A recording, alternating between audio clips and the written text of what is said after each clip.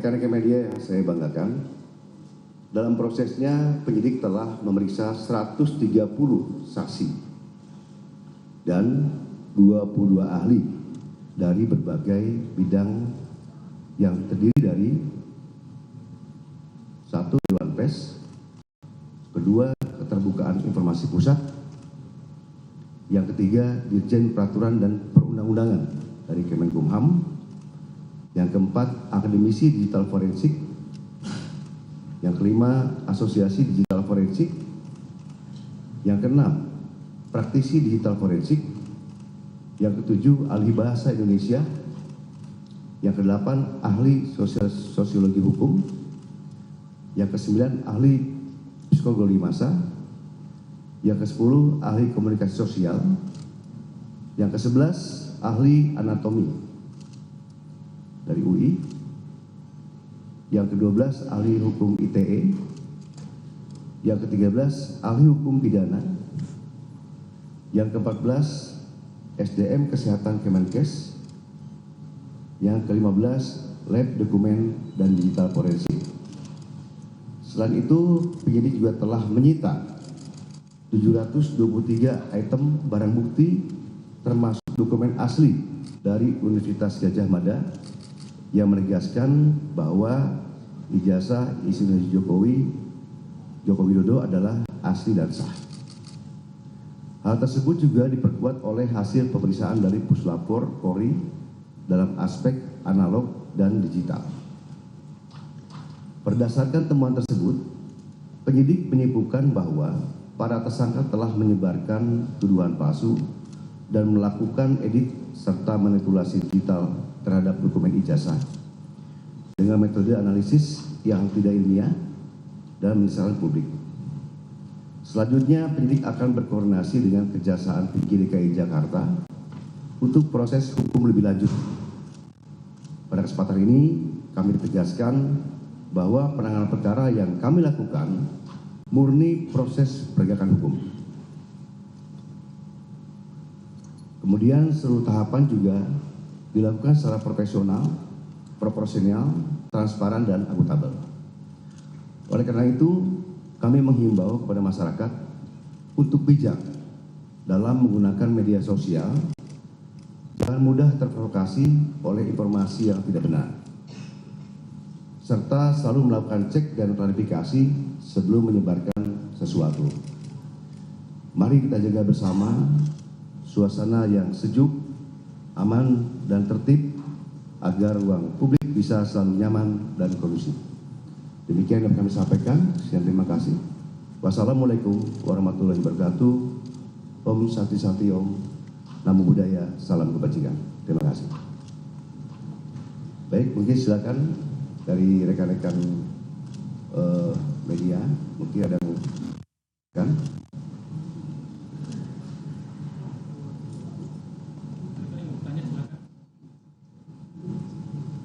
Ya.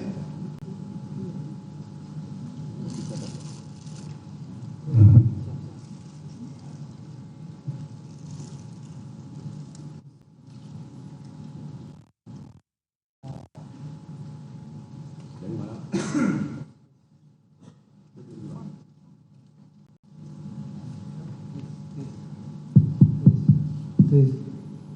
Izin Pak Kapolda, Pak Wakapolda, Pak Dir, Pak Kasubdit, saya Adi Anugrahadi dari liputan6.com. Ada dua yang ingin saya tanyakan, pertanyaan ringan saja. Yang pertama, bagaimana Polda Metro Jaya memastikan bahwa kasus ini diusut sampai ke tahap pengadilan. Yang kedua, yang kita tahu bahwa jarak antara pengumuman yang dilakukan oleh Barreskrim Polri dengan yang disidik oleh Polda Metro Jaya itu kan ada kaitannya gitu loh. Pada saat Barreskrim Polri mengumumkan bahwa tidak ada unsur pidana di dalam laporan ada aliansi masyarakat itu, apa yang membuat kasus ini terbilang lama dalam proses penyidikan? Apakah itu kaitannya dengan unsur pasal yang disangkakan oleh Polda Metro Jaya terhadap para terlapor atau seperti apa gitu? Terima kasih.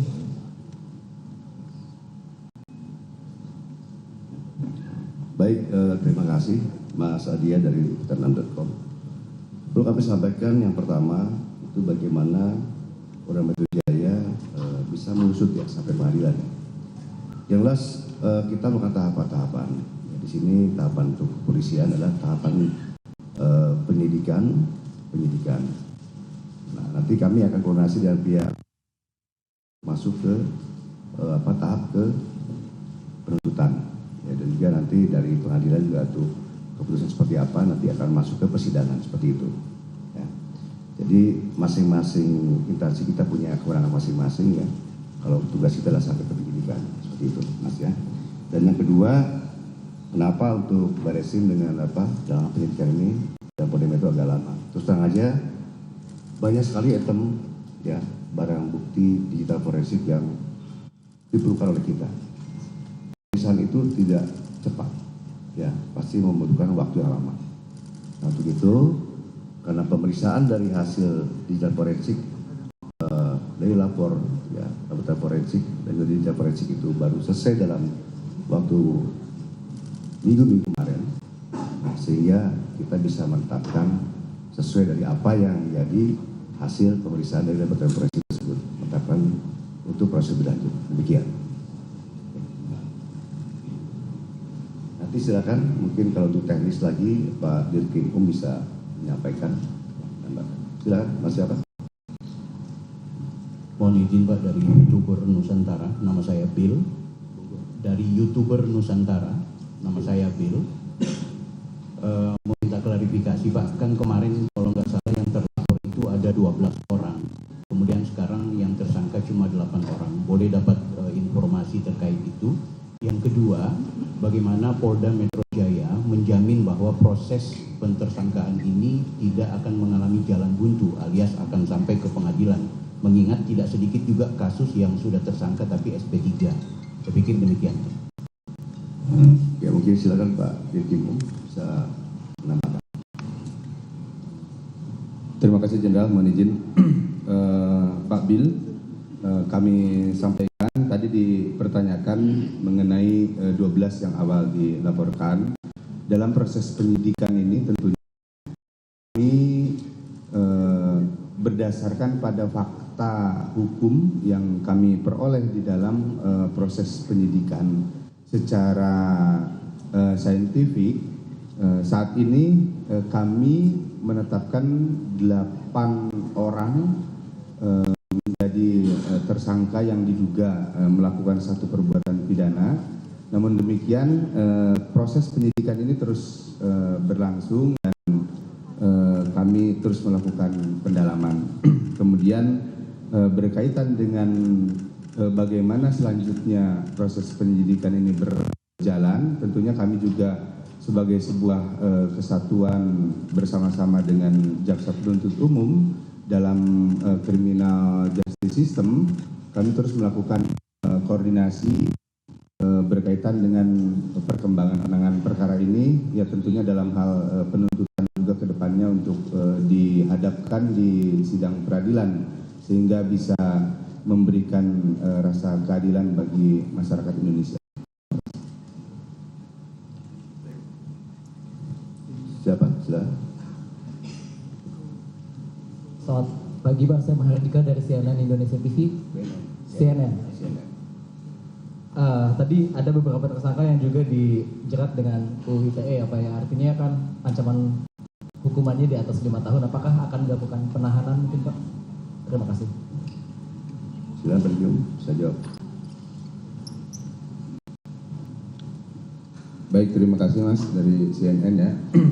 Terkait dengan kewenangan yang diberikan oleh undang-undang terhadap penyidik yang berhubungan dengan penahanan, tentunya ada beberapa pertimbangan yang akan dijadikan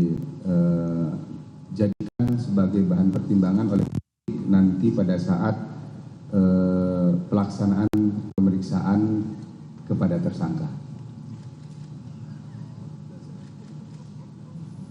Dari yang lain silakan. Ya. Izin saya Habibi dari merdeka.com. hanya ingin meneruskan saja tadi kan untuk masa penahanan itu kan tergantung dari pemeriksaan nanti tersangka. Nah itu waktu untuk pemeriksaan tersangka itu kapan? Karena kan baru gelar perkara kemarin. Itu saja mungkin Pak Dir. Terima kasih. Oke, silakan Pak Dir.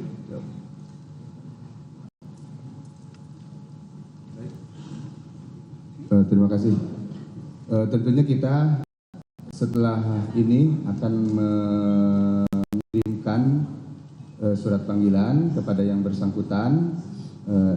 Kami berharap mudah-mudahan dari para tersangka bisa memenuhi panggilan kami sehingga hak yang bersangkutan sebagai warga negara untuk menyampaikan klarifikasinya dalam bentuk berita acara itu dipenuhi juga oleh yang bersangkutan. Silakan satu lagi ya. Saya Carla dari Kompas TV, Pak, mau menanyakan tadi kan disebutkan ada 2 klaster, yang klaster kedua ini, ya, Carla dari Kompas TV.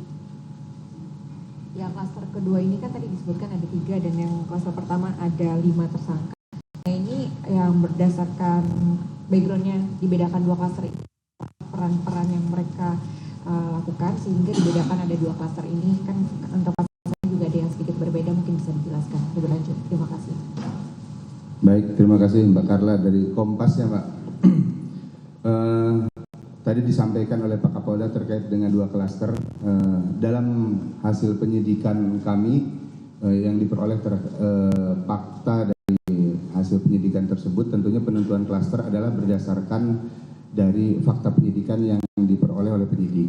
Dan itu sesuai dengan apa yang dilakukan atau perbuatan hukum yang dilakukan oleh masing-masing tersangka, sehingga ini akan menentukan pertanggungjawaban hukum seperti apa yang harus dihadapi oleh tersangka. Jadi clustering itu didasarkan pada perbuatan yang telah dilakukannya. Baik ya rekan-rekan, saya rasa cukup ya. Itu yang dapat kami sampaikan. Ya. Itu saja yang dapat kami sampaikan ya. Terima kasih atas perhatiannya. Saya terima kasih. Wassalamualaikum warahmatullahi wabarakatuh.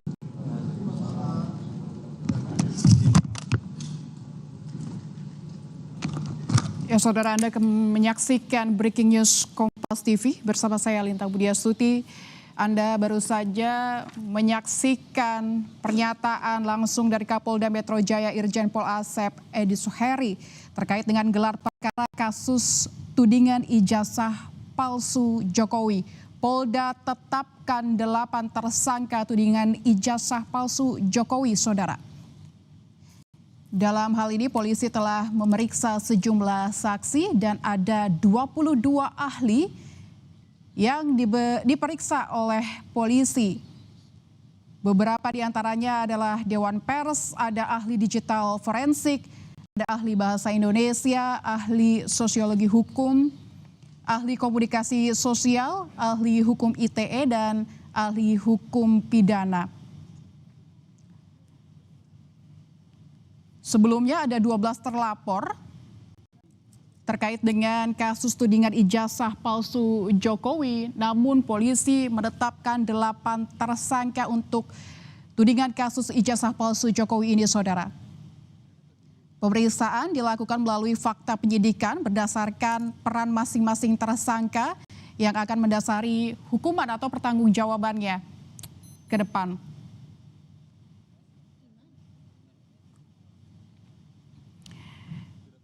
Baru saja polisi menetapkan 8 tersangka kasus ijazah palsu Presiden ke-7 Indonesia Joko Widodo. Gelar perkara ini akan menentukan atau sudah ditentukan siapa tersangka yang menjadi tersangka dalam kasus tudingan ijazah palsu Jokowi. Sebelumnya Polda Metro Jaya meningkatkan status kasus tudingan ijazah palsu Jokowi ke tahap penyidikan pada Kamis 7 Oktober 2025 lalu. Demikian Breaking News Kompas TV, kami tutup, saudara. Sampai jumpa.